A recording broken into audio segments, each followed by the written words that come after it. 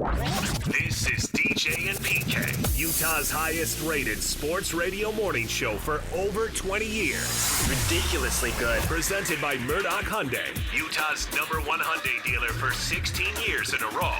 On 97.5, the KSL Sports Zone.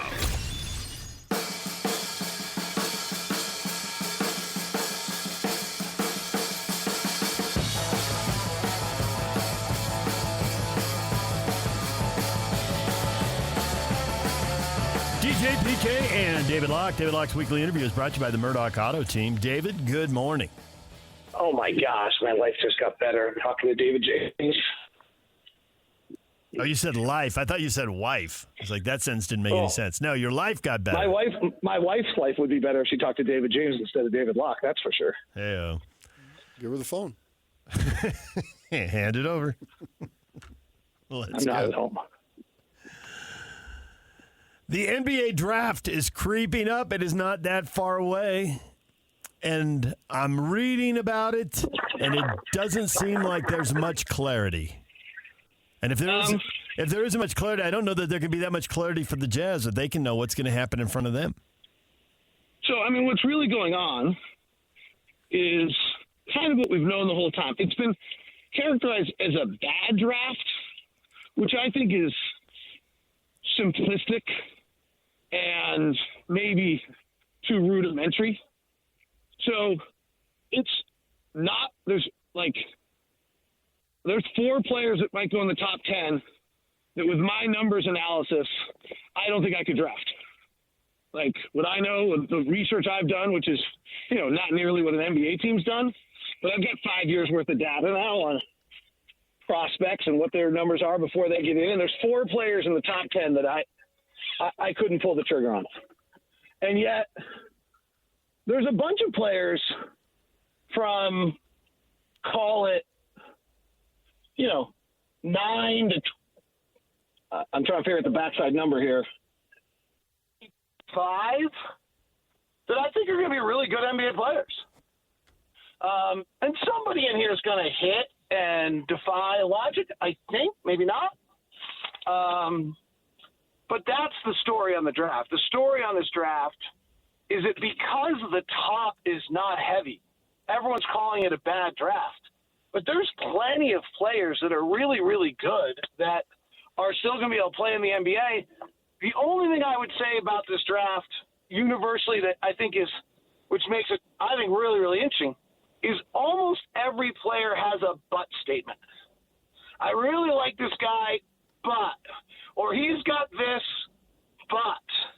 And that's not been the case in a lot of other drafts. There's even the players that are usually drafted around, 19 or 20, you kind of like, yeah, I like them. They're lacking their athleticism or something, but they'll be a good such and such. This one just kind of, there's just these big but statements on, like, I'll give you an example. I really like Jared McCain. He's a freshman point guard out of Duke. He kicks all my numbers correctly. He moves very well on the floor. He's kind of a poor man's Jalen Brunson. I really feel like he sees the game before it happens. I really, really like this kid. But he's about an inch too short, and he was too old his entire basketball career. In other words, he's born on February 10th, and he's a year behind where he should be in school. So when he was playing 4th grade basketball, he should have been playing 5th grade basketball. And he just was older than everyone his entire life. And it makes me super nervous that means he's not kind of what he really looks like or has been portrayed to be. With these butts that you say, what's one thing whenever you draft a player, wherever you draft him, that you've got to have, that there isn't a butt? Now, I realize that could be different for a center versus a wing player and so forth. But as far as that goes, because there might always be some form of butt, and it might be the rare exception that there's not, but what's one thing that you got to have then? So can I have 2? And that's kind of the essence of what makes this draft so complicated. Yeah, go ahead. So my 2 are you have to be able to shoot. You just got to be able to shoot. Like, let's stop the joke. You can't shoot, you can't play. And number 2 is you've got to be right-sized. I know we love to pretend otherwise, but you got to be right-sized. You got to hit your measurements. So, in this draft, Reed Shepherd out of Kentucky. Yeah, sure. He's got the best shooting profile, pick-and-roll profile, athleticism profile of about any player I've run in 6 years. And he's 6'2". It's like, Right. oh, but. Right? Rob Dillingham, Same thing. I mean, not like same thing. Like, he's 165. Like, he makes Darius Garland look like Evans. I was trying to think of a big guard. That was a random reference. So, yeah, those are the two that I think are most important. So, Rob Holland, who played in the G League last year, and the G League for the G League Ignite was a total unmitigated disaster, so it's hard to tell whether anything matters, is 6'8", 220. I swear he's Harrison Barnes' child. There's zero chance that he's anything but Harrison Barnes. He looks just like him. He's got that little hunched run like him. Everything about him looks like Harrison Barnes. The perfect NBA athlete. Can't shoot at all. So there's the but statement. That's kind of what I mean on every single one of these guys. Gotcha. There's a but statement. Can you figure out which guy has the heart and the determination? Because there are a lot of players who came in like you would have said the same thing about Kawhi Leonard because he couldn't shoot. But then he could, and now it's been a good career, injury marred, but nonetheless, really good player and part of, part of the championship team in San Antonio and then in Toronto. So what about finding a guy? Because if they've got that will and that desire to succeed, how they improve in the summer after summer. I mean, they can fix a lot of this, except a 6'2" guy isn't going to make himself 6'8". That's not going to happen. Yeah, and you know what? Actually, the more and more data I have, you can't actually teach someone to shoot.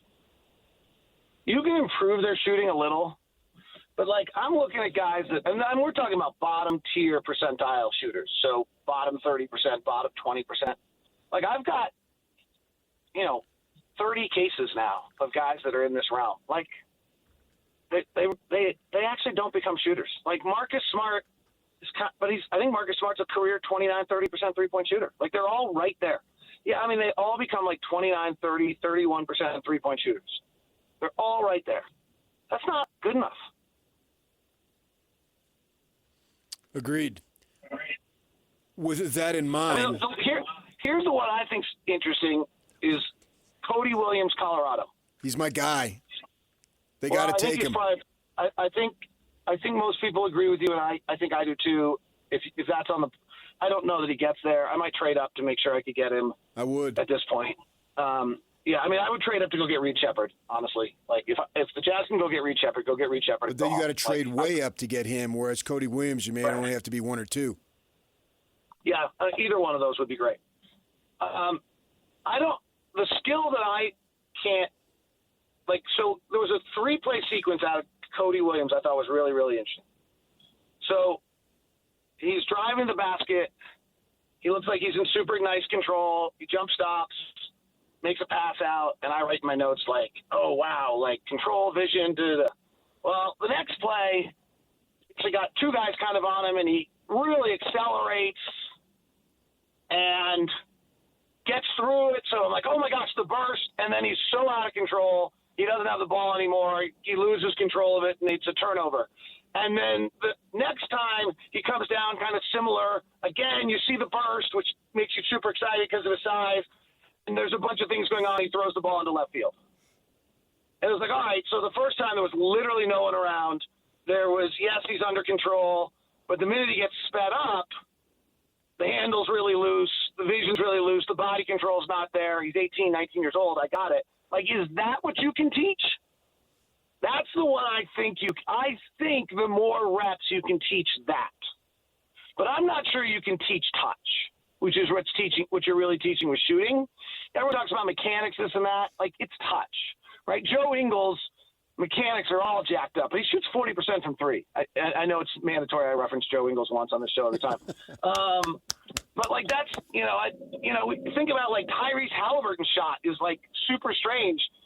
He was in the 99th percentile in college in his spot up shooting and his catch and shoot shooting. Like shouldn't be a surprise to people that he can shoot. Like, it's so I feel like, Reed Shepard's in the 100th percentile of shooting and 99th percentile and 96th percentile off the downflake. There's never been a shot profile like this by a player.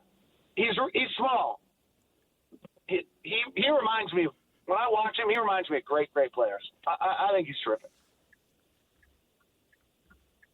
I would take him or Donovan Clingan one if I was Atlanta.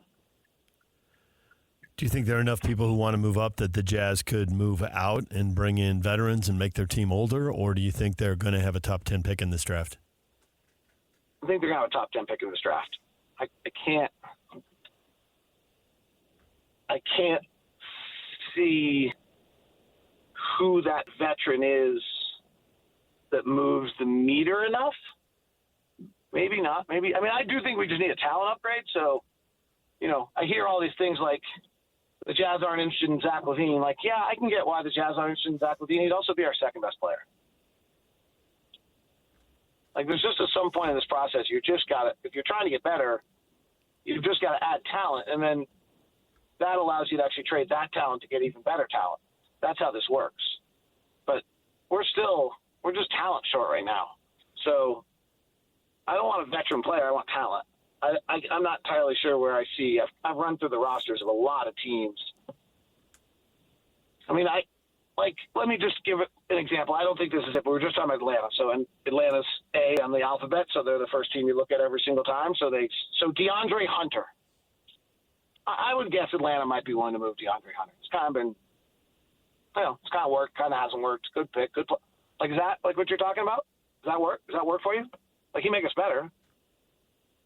Like, that's a pretty blasé. Yeah, that is. Like, if you got Cam Johnson there was a trade on Reddit that a bunch of guys had. Cam Johnson for the 10th pick, and everyone said no. I was like, what are you talking about? Like, Cam Johnson's way better than what we're getting in the 10th pick. Like, at least odds are. So, like, Cam Johnson for the 10th pick. Again, DeAndre Hunter for the 10th pick. Does that do it for you? Is Minnesota going to pay a luxury tax, or are they going to make some major change to their roster? I think they're probably going to make a major change to their roster, but I don't know that I think they're going to do it today. I don't know if I understand the cap well enough for them, but if I understand it correctly, there's some element where they could run it for another year, and the penalty is bad but not overwhelming. They could run it to the trade deadline and possibly have no penalty. And there's, like, if I were them, I might run it. Like, what happens if they start 40-10, then, like, maybe that luxury tax is worth it. They start 30-18, or, those are different numbers, I got it, but, like, 30-20 or 26-24, then maybe you move Cat at that point. I mean, Cat's the move. Like, you're going to have to move Cat. A player that the Jazz might have available to them is Devin Carter, 6'3" guard out of Providence. And if they should go in that direction, do you believe that at some point he and George could exist as starting guards? Yes. I don't think that Keontae proved that he's a point guard in the NBA. I think he proved he's a guard in the NBA. Yeah. And I think that, I think that I like Jared McCain. He's a little smaller than Devin Carter, and I like Jared McCain more than I like Devin Carter. Nobody else does. I just do. But I think Jared McCain and Keontae George could coexist. You're building. We got a long way to go. So at some point, those are two of your guards, and your second one better be 6'6". Right. So that's the only thing I would say is negative about that, is that if you do that, and those become two of your guards, then your other one better be really big and athletic and impressive. Yeah, that's why I was asking if you thought they could coexist. Yeah, so they totally can coexist. It now hamstrings you a little bit on what your next move is. But that's fine. Like, at some point you have to narrow down your options. I'm just trying to think of, like, a team that has two smaller guards that play together. Keontae's not small. Keontae's 6'4". But if you just kind of think that you build a 3-guard rotation and that's how you're using those 96 minutes, then you're only probably playing 15 of them with the 2 of them on the floor together, and you're playing the other 32, 33 with the 6-6 guard with one of your other players. And then that's how it works. And then, so you totally could coexist. And then you make the trade for Cody Williams, and then there you go. Yep. I like Cody it. Williams might be a 6-7 too. Absolutely. That's what I'm talking about, yeah. Yeah. Cody Williams is super interesting in the sense that, like, he starts the year gangbusters, is like heading toward being the number 1 pick. Yeah. Ben Anderson did a nice piece on this the other day. Then he gets an injury and he kind of backs off, and then somehow he slid down a little bit. Right. He didn't show a full display. Like, are you just banking that he's going to pick up a dribble drive game somewhere? He's going to pick up some weight? I mean, right now he's a spot-up 3-point shooter. I love his defensive feet. Like, the difference between him and Ron Holland to me when watching athletically, it might have been against Ron Holland, might have been playing better players, was when Ron Holland got beat, I rarely saw him be able to slide his feet and move laterally to get back into the play, whereas Cody Williams got beat and then would get back into the play and impact the play still, or even get back in front of his man. Now, again, that could be the difference between G League players and NBA and college players. You have to be a little careful, and G League spacing and college spacing. So I have to be a little careful with that comment. But you think he's developing other pieces? Yeah, because I think that, he's a Phoenix kid and his brother plays for OKC, so I've heard about him for a number of years. And I think, he gets in Colorado and he doesn't really just take the team by storm at the moment. He had some injury issues, and then it got to the point where Tad Boyle, the coach, I mean, they're all in win now mode, right? So he's got 2 other potential NBA guys on his roster, so he sort of got a little bit lost in the shuffle a little bit there, and then his stock dropped. I showed DJ at the start of the college basketball season. I said, keep an eye on this kid, and he immediately goes on and Googles him up there, and there he was in the top 3 pick of the NBA. Now, this would have been in November, but the situations played out, and he really couldn't find a rhythm there in Colorado because of the circumstances and the other talent that was there. A kid named De Silva should go in the first round here from Colorado, and I think it was more circumstantial. I mean, let's be honest. They had a 300-pound round mound of rebound sitting in the middle of the paint every single time anybody on that team wanted to drive. Like, Lampkin killed everybody. Yeah. Here's an interesting one. This is actually, Keontae had this too. Can you pull up Cody Williams' game log? Go to Basketball Reference and then click on college and go to Cody Williams' game log. My guy who loves to do that is doing it as we speak. Okay, so this is really interesting. And this happened to Keontae last year, and I'm a huge believer in this.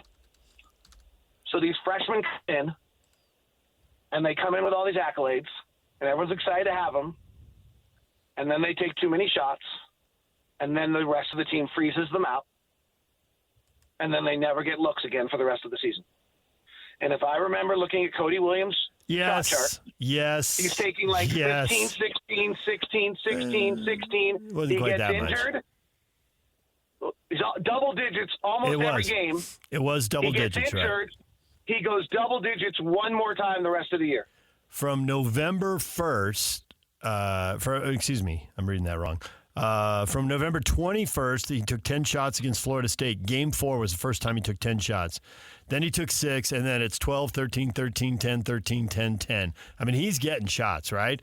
And he's hitting them, too. And he's shooting very well. Doesn't he drop like 22 in one of these games? He does. Against Oregon, he was 10 of 13, and he scored 23 points. And then he doesn't get 10 shots again, right? After the Washington game, January 24th, he doesn't get 10 shots in a game until they're playing Marquette in the round of 32. Okay, that is not a coincidence. No, he's got 4, 9, 7, 9, 6, 4, 6, 6, 4, 3. Go look at Keontae George. Keontae George's story is that Baylor team went to Europe or somewhere overseas in their offseason. Keontae tears it up, comes out. I think he scores like 30 in like his 3rd or 4th game, and then he just never gets looks ever again. College basketball is a wonderful thing. Yeah, against UCLA, he's 8 of 9, but he doesn't get the 10th shot. Okay. And the next night against USC, and this is on the road, he's 5 of 6 against USC, but he doesn't get the 7th shot. Right. I mean, they just completely froze him out. It's ridiculous. I'm in on Cody Williams. Me too, man. I've been on him all season. Ainge drafting Brown and Tatum likes that type of player. So get it done, Danny Ray. Yeah, I mean, I think I might be willing to give up either 28 or 30, 29 or 32 if he's on the board at 6 or 7, and might even be willing to give up more than that. Oh, yeah. So what is more than that? A veteran, a player on the roster right now, or all 3 picks to move up? Oh, all 3 would be fine if you like him that much. And I'm just doing asset management. I'm not talking about players. You just have this is the evaluation, okay? If the other team likes one of your current players, in this case would be probably Bryce Sensabaugh, and you like a player at 29 or 32 as much as Bryce Sensabaugh, then you'd be willing to move Bryce Sensabaugh, right? Yeah. I mean, I'm not saying you should, but that's the game. The reason you have all these assets is to be able to be flexible to a team. So let's say I don't even know who's at 8 in the draft. Spurs. Yeah, so they're probably. I mean that. Yeah, okay. So the Spurs probably need another player, young player like a hole in the head too. But Portland 7. How about that? Yeah. So Portland suddenly decides that they like either Portland wants 28 or 29 or 32, or Portland really likes Bryce Sensabaugh, and they call and say, well, yeah, we'll take 10 in Sensabaugh for 7, and then you have to make an evaluation at 29 or 32. Can you get a replacement to Bryce Sensabaugh? And I ironically enough, he's not quite the same. But the other player I really, really like in this draft is KJ Simpson out of Colorado for 29 or 32. I also there's 2 old kids, and my numbers have failed badly on older kids. Every time I get burned, it's a Chris Duarte, a Ty Jerome, an older player. They've burned me multiple times. But there's 2 old kids, really old, 23 and a half plus. So, they're basically, think about it as though they're 8th graders playing 3rd graders, because that's literally what they were doing. We're going to Dalton Connect here. We're not actually. We're going to the kid out of Creighton, Baylor. What's his last name? Starts with an S. And then I'd have to know more about the rape charge that just got dropped, but Terrence Shannon Jr., who at Illinois, he's been around forever. I mean, these guys are so old, so you have to be really careful with how old they are. Yeah, Shireman is the kid I think you're thinking of. Shireman. I actually might like Baylor Shireman more than Dalton Connect. They're the same age. Yeah. Well, yeah, they are. I gotta be honest, I gotta rewatch Dalton Connect. I watched Dalton Connect now 3 games. I had 3 bad watches. I mean, seriously, would you please be willing to touch another player just once? Just make contact with another player and own your space. It's literally the first thing I like to watch on a player. Do you own your space? Are you tough enough to own your space? You want to know who owns his space? That kid at Cal. Jalen Terry, is that his name? Jalen Tyler? Yeah. Tyler Jalen? Something like that. Dyslexia is brutal if you don't have the names in front of you. That kid owns his space. I don't know if he's a good enough NBA player, but holy cow, does he own his space. I mean, there is not a player who played against that kid who afterwards didn't feel it. Yeah. You're thinking of Jalen Tyson. Jalen Tyson. I want players who you feel playing them. Devin Carter, you feel playing Devin Carter. And he's also old. But. Is there anything that's happened in the NBA Finals that informs you on team building? I mean, obviously, Ainge put together some of the core pieces of that Celtic roster, and obviously they made a couple big moves since he's been gone. But nonetheless, as you watch how these 2 teams were built, anything that Jazz fans should be learning and the Jazz could, borrow or steal? Your best players will dictate this, and we don't have a player yet who dictates this. But at some point in time, you have to know exactly who you are. So Boston is a driving team. They drive, and everyone.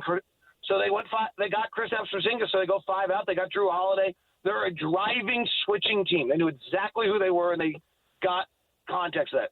Dallas is a pick and roll team with Luka. And so they got bigs that roll to the basket. They got bigs that cover the basket because Luka's a sieve defensively. And they got okay shooters. They'll upgrade their shooters and probably be back in the NBA Finals the next year, 2 of the next 4 years.